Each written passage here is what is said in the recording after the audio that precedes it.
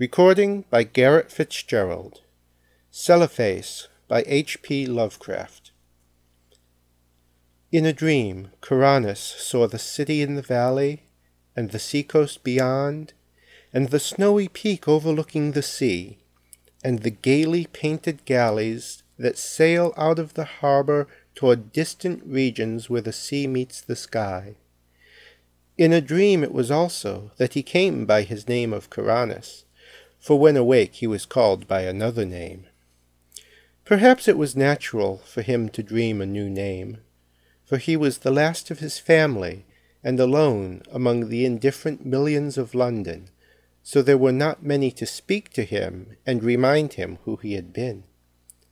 His money and lands were gone, and he did not care for the ways of the people about him, but preferred to dream and write of his dreams. What he wrote was laughed at by those to whom he showed it, so that after a time he kept his writings to himself, and finally ceased to write. The more he withdrew from the world about him, the more wonderful became his dreams, and it would have been quite futile to try to describe them on paper. Kuranes was not modern, and did not think like others who wrote. Whilst they strove to strip from life its embroidered robes of myth, and to show in naked ugliness the foul thing that is reality, Kuranes sought for beauty alone. When truth and experience failed to reveal it, he sought it in fancy and illusion, and found it on his very doorstep, amid the nebulous memories of childhood tales and dreams. There are not many persons who know what wonders are opened to them in the stories and visions of their youth, for when as children we listen and dream, we think but half-formed thoughts, and when as men we try to remember, we are dulled and prosaic with the poison of life. But some of us awaken the night with strange phantasms of enchanted hills and gardens, of fountains that sing in the sun, of golden cliffs overhanging murmuring seas, of plains that stretch down to sleeping cities of bronze and stone, and of shadowy companies of heroes that ride caparisoned white horses along the edges of thick forests. And then we know that we have looked back through the ivory gates into that world of wonder which was ours before we were wise and unhappy. Kuranes came very suddenly upon his old world of childhood. He had been dreaming of the house where he had been born, the great stone house covered with ivy, where 13 generations of his ancestors had lived, and where he had hoped to die. It was moonlight, and he had stolen out into the fragrant summer night, through the gardens, down the terraces, past the great oaks of the park, and along the long white road to the village. The village seemed very old, eaten away at the edge, like the moon which had commenced to wane, and Kuranes wondered whether the peaked roofs of the small houses hid sleep or death. In the streets were spears of long grass, and the window panes on either side broken or filmily staring. Kuranes had not lingered, but had plodded on, as though summoned toward some goal. He dared not disobey the summons, for fear it might prove an illusion like the urges and aspirations of waking life, which do not lead to any goal.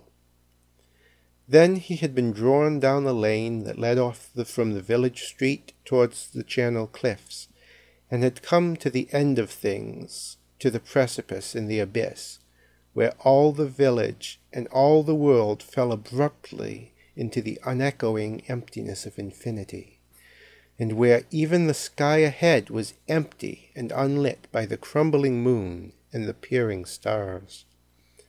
Faith had urged him on, over the precipice and into the gulf. Faith had urged him on, over the precipice and into the gulf, where he had floated down, down, down, past dark, shapeless, undreamed dreams, faintly glowing spheres that may have been partly dreamed dreams, and laughing, winged things that seemed to mock the dreamers of all the worlds. Then a rift seemed to open in the darkness before him, and he saw the city of the valley, glisteningly, radiantly, far, far below, with a background of sea and sky, and a snow-capped mountain near the shore. Kuranes had awakened the very moment he beheld the city, yet he knew from his brief glance that it was none other than Celephaïs, in the valley of Ulthar beyond the Tanarian hills, where his spirit had dwelt all the eternity of an hour one summer afternoon very long ago, when he had slipped away from his nurse and let the warm sea breeze lull him to sleep as he watched the clouds from the cliff near the village. He had protested then, when they had found him, waked him, and carried him home, for just as he was aroused he had been about to sail in a golden galley for those alluring regions where the sea meets the sky. And now he was equally resentful of awaking, for he had found his fabulous city after 40 weary years. But 3 nights afterward, Kuranes came again to Celephaïs. As before, he dreamed first of the village that was asleep or dead, and of the abyss down which one must float silently. Then the rift appeared again, and he beheld the glittering minarets of the city, and saw the graceful galleys riding at anchor in the blue harbor, and watched the ginkgo trees of Mount Aran swaying in the sea breeze. But this time he was not snatched away, and like a winged being settled gradually over a grassy hillside, till finally his feet rested gently on the turf. He had indeed come back to the valley of Ulthar and the splendid city of Celephaïs. Down the hill, amid scented grasses and brilliant flowers, walked Kuranes, over the bubbling Naraxa on the small wooden bridge where he had carved his name so many years ago, and through the whispering grove to the great stone bridge by the city gate. All was as of old, nor were the marble walls discolored, nor the polished bronze statues upon them tarnished, and Kuranes saw that he need not tremble lest the things he knew be vanished, for even the sentries on the ramparts were the same, and still as young as he remembered them. When he entered the city, past the bronze gates and over the onyx pavements, the merchants and camel-drivers greeted him as if he had never been away. And it was the same at the turquoise temple of Hath-Northath, where the orchid-wreathed priests told him that there is no time in Ulthar, but only perpetual youth. Then Kuranes walked through the street of pillars to the seaward wall, where gathered the traders and sailors, and strange men from the regions where the sea meets the sky. There he stayed long, gazing out over the bright harbor where the ripples sparkled beneath an unknown sun, and where rode lightly the galleys from far places over the water. And he gazed also upon Mount Aran, rising regally from the shore, its lower slopes green with swaying trees, and its white summit touching the sky. More than ever Kuranes wished to sail in a galley to the far places of which he had heard so many strange tales, and he sought again the captain who had agreed to carry him so long ago. He found the man, a Thebe, sitting on the same chest of spice he had sat on before, and the Thebe seemed not to realize that any time had passed. Then the two rowed to a galley in the harbor, and giving orders to the oarmen, commenced to sail out into the billowy Serenarian sea that leads to the sky. For several days they glided undulatingly over the water, till finally they came to the horizon where the sea meets the sky. Here the galley paused not at all, but floated easily in the blue of the sky among fleecy clouds tinted with rose. And far beneath the keel, Kuranes could see strange lands and rivers and cities of surpassing beauty, spread indolently in the sunshine, which seemed never to lessen or disappear.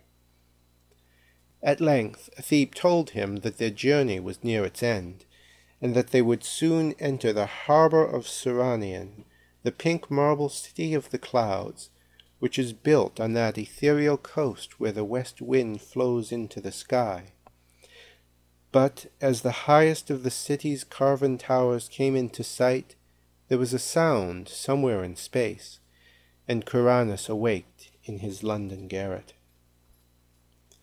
For many months after that, Kuranes sought the marvelous city of Celephaïs and its sky-bound galleys in vain, and though his dreams carried him to many gorgeous and unheard-of places, no one whom he met could tell him how to find Ulthar beyond the Tanarian hills.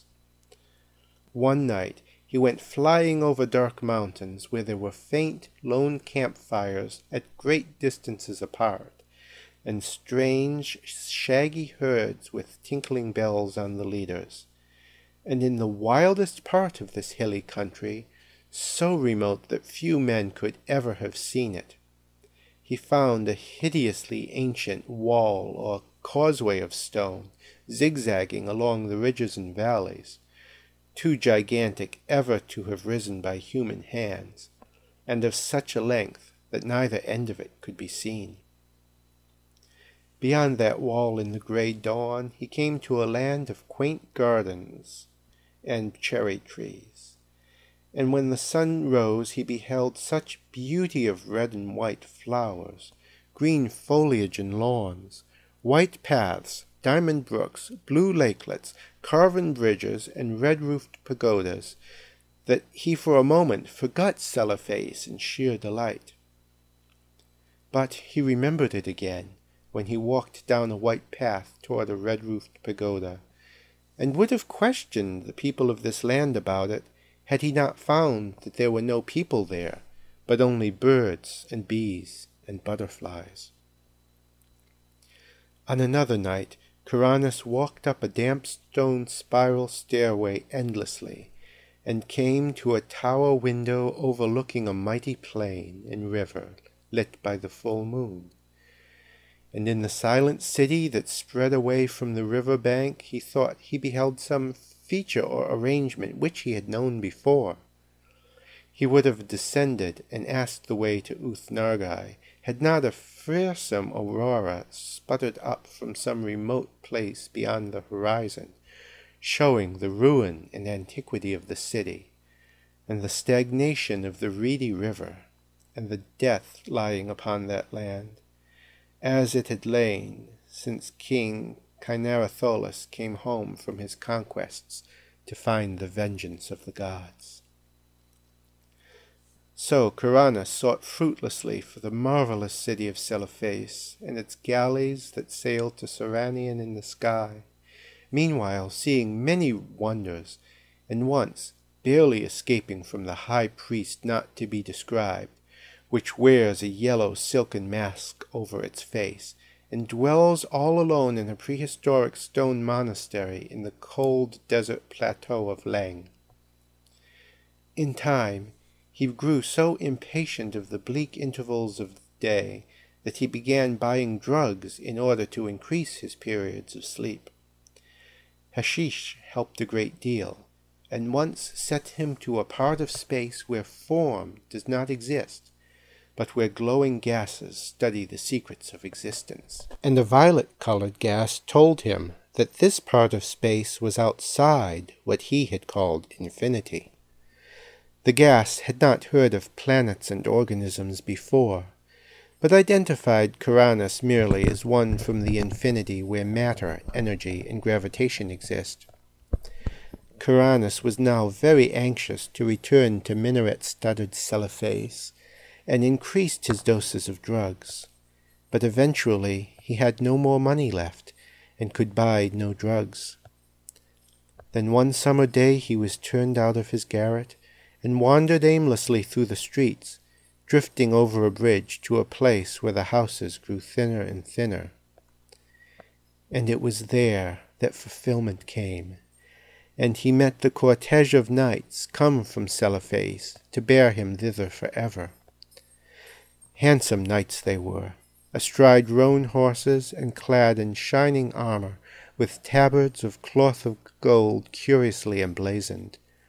So numerous were they that Kuranes almost mistook them for an army, but they were sent in his honor, since it was he who had created Ulthar in his dreams, on which account he was now to be appointed its chief god for evermore. Then they gave Kuranes a horse and placed him at the head of the cavalcade, and all rode majestically through the downs of Surrey and onward toward the region where Kuranes and his ancestors were born. It was very strange, but as the riders went on they seemed to gallop back through time. For wherever they passed through a village in the twilight, they saw only such houses and villages as Chaucer or men before him might have seen, and sometimes they saw knights on horseback with small companies of retainers. When it grew dark they travelled more swiftly, till soon they were flying uncannily as if in the air. In this dim dawn they came upon the village which Kuranes had seen alive in his childhood, and asleep or dead in his dreams. It was alive now, and early villagers curtsied as the horsemen clattered down the street and turned off into the lane that ends in the abyss of dreams. Kuranes had previously entered that abyss only at night, and wondered what it would look like by day, so he watched anxiously as the column approached its brink. Just as they galloped up the rising ground to the precipice, a golden glare came somewhere out of the west and hid all the landscape in effulgent draperies. The abyss was a seething chaos of roseate and cerulean splendor, and invisible voices sang exultantly as the knightly entourage plunged over the edge and floated gracefully down past glittering clouds and silvery coruscations. Endlessly down the horsemen floated, their chargers pawing the ether as if galloping over golden sands, and then the luminous vapors spread apart to reveal a greater brightness, the brightness of the city Celephaïs, and the sea-coast beyond, and the snowy peak overlooking the sea, and the gaily painted galleys that sail out of the harbor toward distant regions where the sea meets the sky. And Kuranes reigned thereafter over Ulthar and all the neighboring regions of dream, and held his court alternately in Celephaïs and in the cloud-fashioned Seranian. He reigns there still, and will reign happily forever, though below the cliffs at Innsmouth the channel tides played mockingly with the body of a tramp who had stumbled through the half-deserted village of Dawn, played mockingly, and cast it upon the rocks by ivy-covered Trevor Towers, where a notably fat and especially offensive millionaire brewer enjoys the purchased atmosphere of extinct nobility. End of Celephaïs. Recording by Garrett Fitzgerald, Brewer, Maine.